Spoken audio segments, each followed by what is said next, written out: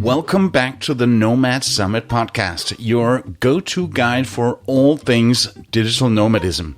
My name is Palle and together with Christoph from the Nomad Summit, today we're diving into the emerging digital nomad hotspots for 2025 with none other than Chris Cerra from Remote Base.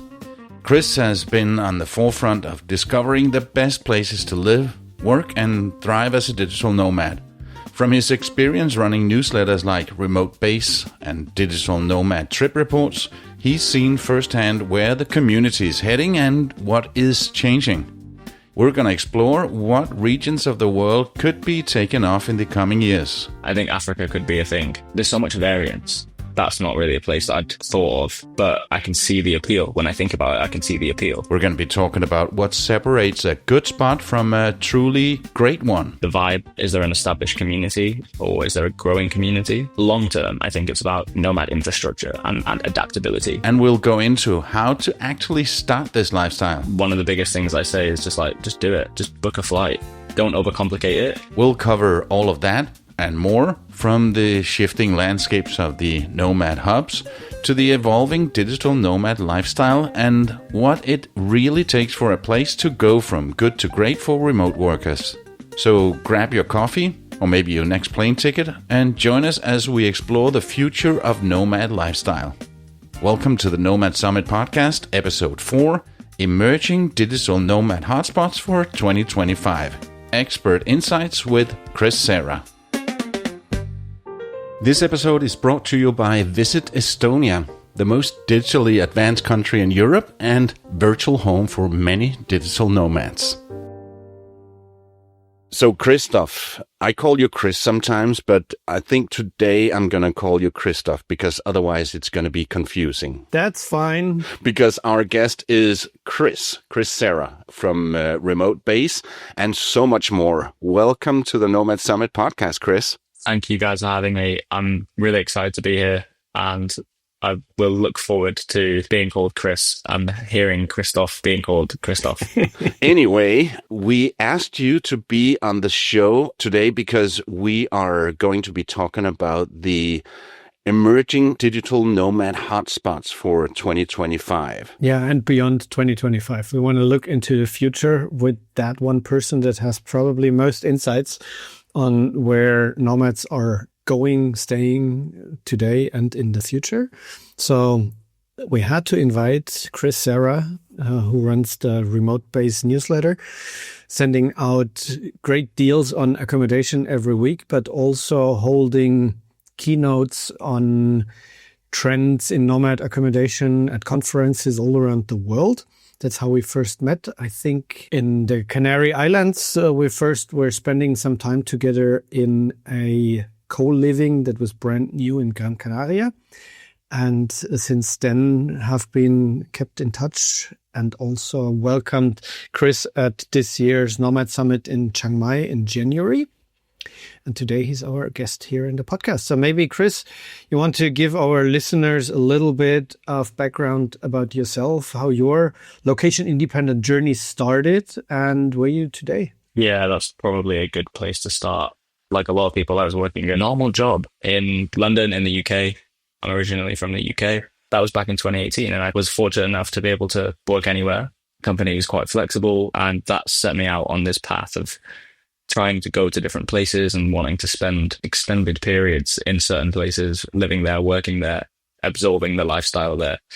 And it was really through that I discovered or decided that I would launch what is now Remote Base, the Remote Base newsletter. So I was finding all of these crazy accommodation deals where if I booked for 1 month or longer, I could unlock a juicy discount. And eventually it made sense to share these deals with other people that I met and other people who were, they were either already living this lifestyle or they wanted to live this lifestyle. And this could be a resource that helped them do that. And that was how Remote Base started. That was 2019. And over the years, I've grown the newsletter. As Chris said, I've been talking about this topic on stages around the world at different community events and conferences and gone on to launch other newsletters that some of them also serve this community, others don't. And yeah, I kind of transitioned out of my job, my regular job, into now I guess I would say I'm like a professional email nerd. And that brings us here today to this conversation. Yeah, and you also now do the Digital Nomad trip reports. Yeah, this is another email newsletter that we share. This is weekly, and this is to kind of capture the conversations. Like, I think the three of us have had basically this exact conversation, either you and I, Chris, in Agate, or me and you, Palle, in Bansko. Like, we go to a location and you instantly have these connections where somebody's coming from the place that you're going to, or vice versa, and there's this like download exchange where you're sharing all of the tips and the real insights of the location. These conversations echo around co-living spaces and co-working spaces all around the world in the community, but there's no real way to take those conversations and make them one-to-many.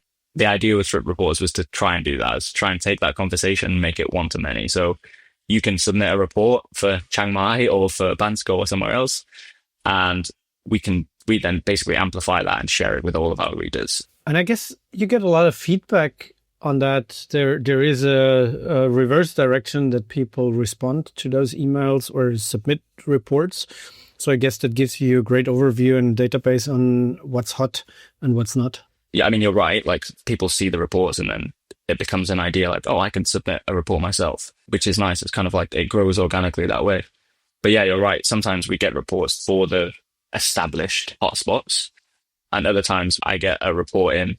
I'm like, oh, we have a new report. Let's go check where it's for. And I'm totally shocked because it's for like Washington or some really rogue place that I wouldn't normally think is a destination for digital nomads. Yeah, I've been looking at the list that you have, and I'm in Cape Town right now, so I read the report from Cape Town, and it's very useful information, especially for somebody who's about to go there or about to decide. You also have like a top 5, and that's Cape Town, Tbilisi, Madeira, Kuala Lumpur, and Porto right now. But I guess that changes over time. And I also took a look at the Nomad list now, nomads.com, and their top 10 is Bangkok, Barcelona, Lisbon, Canggu, Bali, Kuala Lumpur, Tokyo, Dubai, Chiang Mai, Tbilisi, and London. So there are some usual suspects on there. But some of them, I wouldn't normally see them as nomad spots. Like London is so expensive. Yeah, it's wonderful, but I wouldn't see that as a nomad place. Are you getting some surprises on your list as well? Yeah, it's interesting. We definitely get stuff that is more surprising. For me, I always try to think about like what's driving this. And I think like that list that you just mentioned from Nomad List, there seems to be a lot more like bigger cities. For like London's the great example, right? Like if you're in the UK, London is the place where it's like, that's where you want to go if you want to get a good job. That's where the jobs are. That's where like the economy is excellent, and you can go there and it's full of talent and the lifestyle is great and all this other stuff. And more like around the world, I think we're seeing these places become the kinds of locations that digital nomads are attracted to. And I think if you then peel back the layer on that again, it's like, well, why is that? And I think maybe it's because there's more variance in the kind of people who are exploring this lifestyle. I think it used to be typically considered that digital nomads wanted to go to cheaper locations. They wanted to go and experiment with geo arbitrage, and they wanted to go and earn dollars and spend in pesos or whatever. And I think that's maybe changing now. I think more people come into this lifestyle with an established, well-paying job, like traditional job, but they just have the freedom to be remote now. And now they can explore more of the more expensive cities. I also think digital nomadism is maybe evolving. I think it's been around for a long time. It's not anything new, but I think maybe it's evolving into this era where it's kind of growing up. I feel like it's in its like adolescent era. It's kind of like becoming more normal and more established and more mainstream. And so it can't really exist solely on the fringes in these small areas where people can experiment with a cheaper lifestyle. It has to kind of like become more fully formed, I think. I don't think I'm really articulating these ideas very well. They're just kind of like pockets of thoughts in my head that I'm spitting out, but hopefully it makes sense.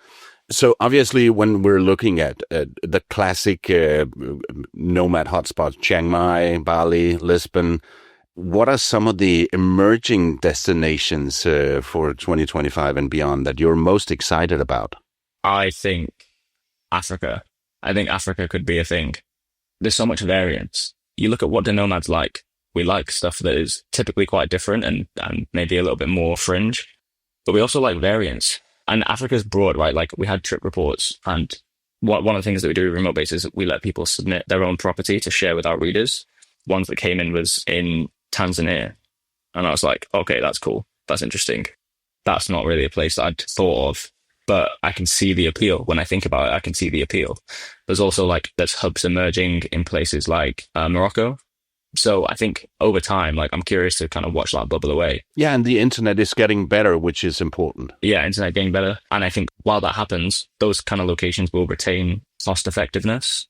And then on the flip side, if we look at the more kind of established or first world destinations, I'm really curious to see which of the other established cities will pull digital nomads to them. I think you said that London was in that list. You said Barcelona is in that list. I think Barcelona has been a huge hub for international communities for years. But I'm curious, what other cities do we know and love are going to start to compete with the London or the Barcelona? I also think that the Schengen zone is expanding a lot, and I wonder how that will impact people's willingness to spend time in different locations and which countries on the fringes of the Schengen zone will be able to capitalize. I know that there seems to be a lot more happening in Montenegro at the moment. I'm here in North Macedonia. Yeah, I think there's opportunity for those countries. Schengen zone is quite an interesting keyword here now, as I'm always a little bit curious when I hear these conversations. As a Schengen passport holder myself, it doesn't feel like a restriction, but like an added freedom. And for people who do not have a Schengen passport, it's the opposite. As communities are quite big, both inside and outside, I wonder what's actually the impact on those trends. There was this big discussion about in the community when Bulgaria joined Schengen, first by air traffic only, and then also by land and sea borders. Do you see how much that actually has a positive or negative effect on nomad travel? Because yes, there is a bunch of non-Europeans inside Europe traveling around for who Schengen has a negative connotation as a restriction to their travels. While on the other side, there are so many European, in this sense, domestic travel within this Schengen zone that I feel probably the positive impact for people inside Schengen is much, much bigger than for those couple of Brits and Americans and Australians who would then apply for a proper visa instead of having their regular 90 days within 180 days. So do you have any numbers or something tangible on this? Nothing tangible. Nothing I'm not collecting data on how many days people spend in places and why, but looking at broader changes over the last 5-6 years through things like Brexit. And I guess personally, right, I've kind of experienced both sides of the Schengen experience. I've been able to wander freely and love it. And I hate the fact that we still don't have that. So now I'm on the flip side. All of that combined, I think you're most likely going to just see more competition. I think it's about competition for the internal Schengen countries, like destinations like Bansko. That now has to compete with places like Lisbon if people are coming from outside. If you're inside, great, it makes no difference. But I think Lisbon is a really interesting case study because, way back when, five plus years ago, they seemed to really want and drive for international visitors and for people to come and spend a long time there and to kind of plant flags for their life there. And they got everything that they asked for and more. And quickly it swung into a situation where Lisbon has more foreign people than Portuguese people. And there's a lot of animosity, you might say, about foreign people in Lisbon among the locals. And so let Lisbon be a lesson almost to other Schengen locations. They're now in competition for people who are coming externally. But do they really want that? What happens if Bansko turns into a place where 70% of the population there is from the US 6 months of the year? That's crazy. So Schengen, non-Schengen, what trends do I see? I think if you're on the fringes of the Schengen, countries where I am now, like in Macedonia, I think they'll benefit from more people doing the Schengen shuffle. It's a big reason why I started to explore this region. And I really like it. It's a place where increasingly every year I spend a little bit more time. And I don't think I'm the only person doing that. In fact, I know I'm not the only person doing that. And so I think long-term, maybe there's additional impacts and knock-on impacts there positively for these countries, at least initially. Before we continue, a quick shout out to our sponsor, Visit Estonia. If you're a remote worker dreaming of a digital-friendly base in Europe, Estonia should be on the top of your list. It's one of the most digitally advanced countries in the world, home to a thriving startup scene and an international community of nomads. There are two powerful ways Estonia can support your lifestyle. The Estonian Digital Nomad Visa lets you live and work legally in Estonia for up to a year. No visa runs, no gray zones. And if you're more interested in starting or running a business remotely, Estonia's e-residency program gives you access to their world-class digital business infrastructure, no matter where you are in the world. I've spent time there myself, and I can tell you the freedom, the community, and digital ease is the real deal. And in fact, Nomad Summit is registered as a company in Estonia for good reasons.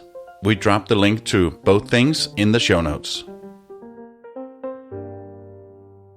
So what do you think separates a good nomad spot from the truly great ones? Is it the hardcore things like cost of living or internet speed, or is it more the vibe? That's a really good question. I think there's two answers to this.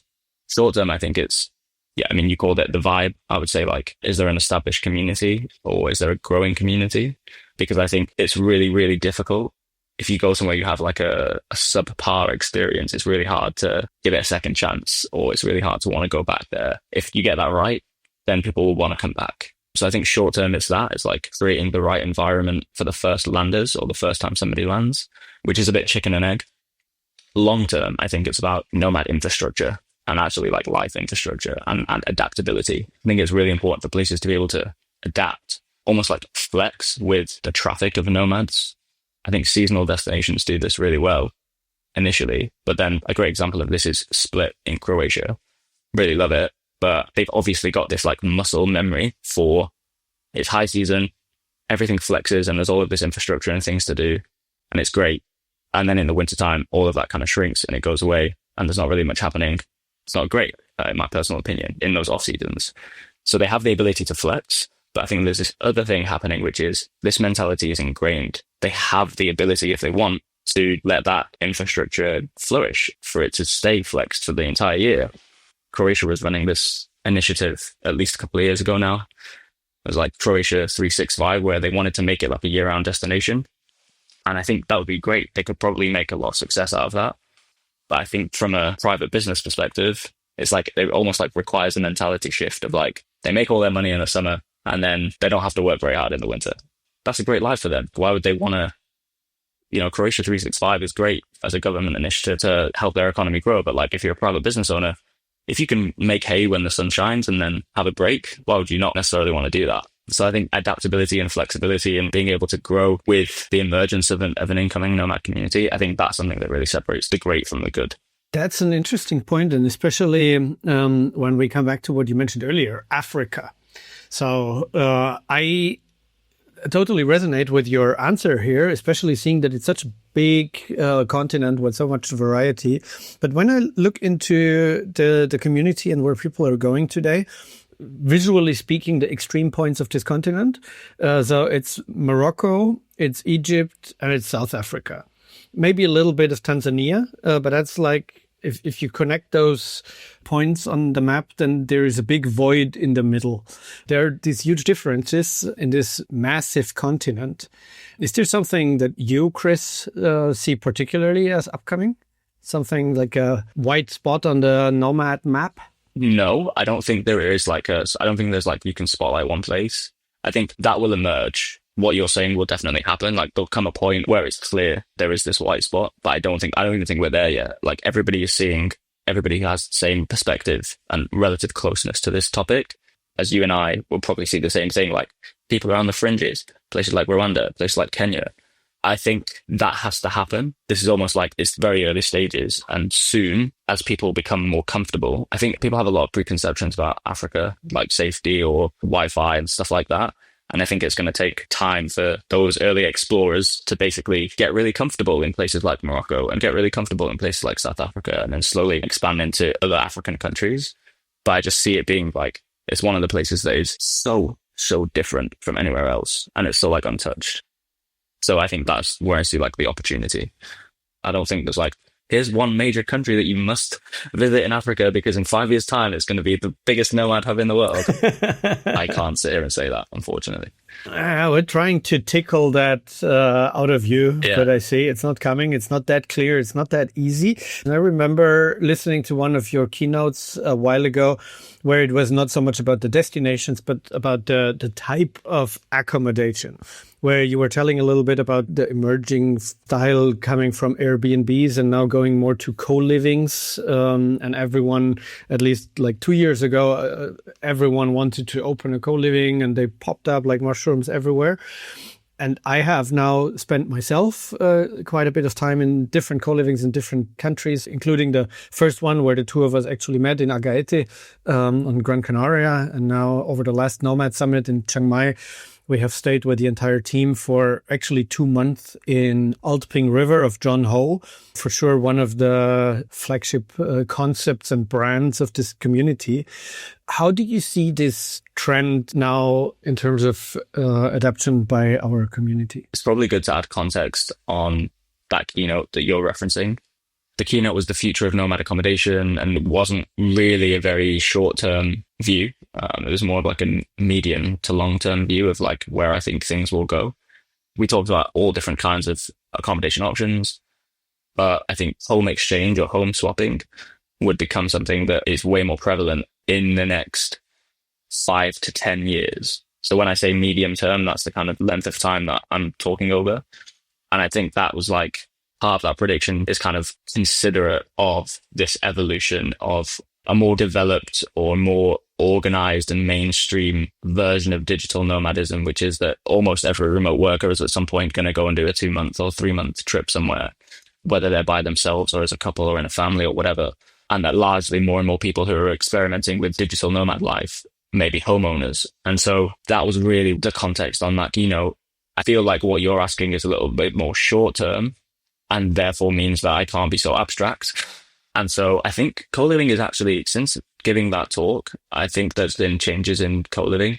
There was definitely this, like, I would kind of reference it now looking back as a bit of a co-living bubble where the world emerged after COVID and people wanted to socialize and people wanted to experiment with this lifestyle. And I think largely what happened was people went and experienced the co-living space and they were like, this is cool, I'm going to do one.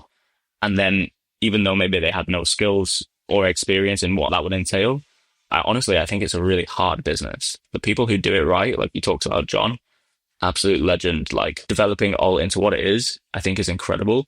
And I see how much work John puts into that. And I see how he's able to use the network that he has in that location and build a community. I think it's incredible. I think it's really hard if you are somebody who works in X and you want to open a co-living space in a country that you only arrived in last month and you have no existing network there. You don't know how business works there. I think that's really, really hard. And I think what we saw 2-3 years ago was a lot of that. Probably a period from about like 2 years ago to about a year ago, maybe even 6 months ago, like so many different co-livings, so many different co-living centric businesses. And a lot of them, I think it's a really hard business to run. I think a lot of people realized after a while, like maybe this isn't what I want to do. But what it meant is that so many stuff got put in the top of the funnel. So there was loads of loads of ideas went out.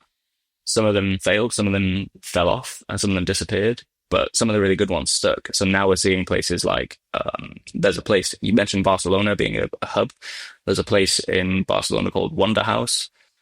And all their positioning, all of their marketing, like the voice, like how they portray that brand online is brilliant. And I can see how that's going to develop and evolve for them really well into the future, especially if we're talking about Barcelona being one of the hubs or one of the emerging hubs, or, I mean, it's already like an established international hub, but that is, I think, what's happening with co-living. I think we got kind of all of the nitty gritty ideas out of the way. And now the seeds that did start to grow are going to take root and they're going to evolve. And hopefully we see this like emergence of more of the kind of caliber of co-living that we have with Alt. We see that in different places around the world and we'll see more brands like that emerge. That's what I think will happen with co-living. Yeah, sure. I mean, if you look at the successful concepts, you see exactly the answer to what you've just mentioned. I mean, John Ho is someone with a long professional background in hospitality in the hotel industry. And so a successful concept of a great co-living is basically nothing else than a boutique hotel combined with community management, plus co-working facilities like a co-working space and a good chair and a table in the room. But in the end, it's a boutique hotel so it needs professionally, business-wise, needs to be run like a boutique hotel with those factors added. And that succeed today are more likely those that actually do have the hotel management background. Makes sense. So, Chris, for someone thinking about becoming a digital nomad in 2025 or maybe next year, what are some of the biggest mistakes you see people making, and how can they avoid them? I think probably the biggest mistake that I see people making by far is not to do with anything external. It's always self-sabotage. It's always, I don't know if I can do it. I don't know if I'm ready to do it. I don't know how I do it. And I think one of the biggest things I say is just do it. Just book a flight. Don't overcomplicate it. It's really, really simple. If you can work online wherever you are and you want to experience digital nomadism, just go to the next town and go and work in the town that's 50 miles down the road. And that's stage one. And then go further and then go to the next country or, the next state or something, and just go further and further away. And I think slowly you realize that actually it's not, no one's going to give you a certificate that says you're a digital nomad. You just need to book a flight. And when you get to the other end, you realize that you connect to the Wi-Fi and you do your job in the exact same ways you did before. And fundamentally, if you can get that nailed, then you can worry about all of the other stuff afterwards. Worry about things like how difficult it is to manage time zones and how to find your accommodation and how to find your community. Do all that after. If you don't know how to do the work, if you can go and find a community somewhere, great. But if you can't also do the work at the other end, then that's going to be that's fundamentally how you make this happen. That's your personal source of revenue. So look after that first and let the other stuff follow. Or if it's actually that important for you to get that certificate that you're a digital nomad, I will personally write you one when you show up to the Nomad Summit Remote Work Edition in Tallinn in Estonia in August this year. That's a good starting point as well, where you can not only learn by the brightest minds in this community how to land your first remote job. You can also talk to potential employers of yours at the job fair that we are hosting, and you will meet many other like-minded people who might be at the same stage or even a step ahead of you.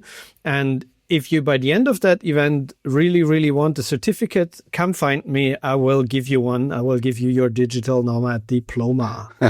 Written on a napkin. Chris, have you been to Tallinn? I've not been to Tallinn. No. I know. I should come. I know. Keep telling me to go. August is a great month to experience a beautiful summer here. Just saying. I think that's definitely more appealing than visiting in the winter. So yeah, maybe when I do get there, it'll be through the summer months. Can I have a nomad certificate backdated? I will make that happen for you. Thanks. You mentioned that the digital nomads are more grown up as a community now than it was just a few years ago. How do you see it evolving, that nomad lifestyle evolving in the next 2-3 years? I think the shift will be the best way to describe this shift is that in terms of labels, some people say digital nomad, some people say workation, some people say traveling remote worker. And I think that hopefully the next 2 or 3 years, I think maybe some of these labels will lose their shape. And I think maybe there'll be some amalgamation and people will just say, I work, I have a job, or this is what I do for work. And I just think there'll be less emphasis on the fact that it means you can do all of this stuff, because that will just be taken completely as a assumption, I think. Yeah, and travel lifestyles are quite different as well. The more I'm around this community myself, I observe with myself that it's always like a pendulum. I love to be with community, and I love to spend 2-3 months in Chiang Mai, where I have that all day around me with a lot of inspiration from morning to evening. But then I also need this pendulum swinging in the other direction, where I'm traveling alone completely without any internationals, just deep diving into local culture and exposing myself to a local community. That's the bouncing between digital nomadism and traveling. There is an overlap between the two things, but for me, the freedom of working location independently is one that I would want to use to dive into local communities and cultures, and not just hang out with the international tribe all the time. Is this a trend as well? Or do you see groups of people that are traveling with their community all day, every day to different countries? I mean, the Nomad Cruise community, for example, has definitely elements of that, of people that flock together and then go to cities and spend breakfast, lunch, and dinner with the same people and explore cities together all the time. And then there are others that barely show up to a community event like a Nomad Summit, and then vanish into the vastness of this globe again. Yeah, this is an interesting topic. Like, this could probably be its own podcast. Right now, I'm in North Macedonia, and I'm just hanging out with Macedonian people all day. There's a bit of an international community here. Like, there's obviously some tourism, but like, I'm in the co-working space. Most people here are from here. There's the occasional person coming in who's not, but it's largely a more local experience.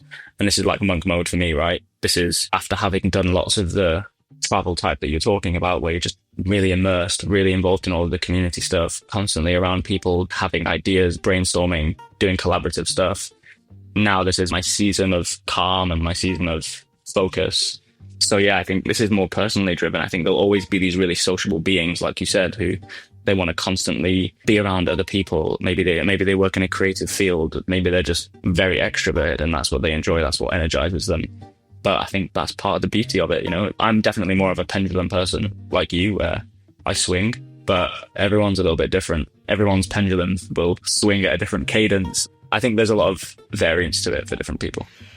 Thank you very much, Chris. That was a great insight on the fact that there is not this one place where everyone will meet in 2026, but it's getting much more diverse, more countries, more cities popping up. And one that definitely is an important place on my personal nomad map is Estonia, also the sponsor of today's episode and the hosting country of the next Nomad Summit in August. Thank you, Chris. Next week, we will talk with Alisa here about another aspect of nomad lifestyle, and that is the dating scene, how to make a transition from a solo traveler to a traveling couple. And in the week after, we will cover digital nomad visas. Thank you again, Chris. And we will make sure to put the links in the show notes on where people can find you, all the things you do, and great seeing you again. Thank you for having me, guys. I really appreciate it. It's always fun to talk about these topics, especially with some of my favorite people. So thanks for having me. Produced by radioguru.co.uk.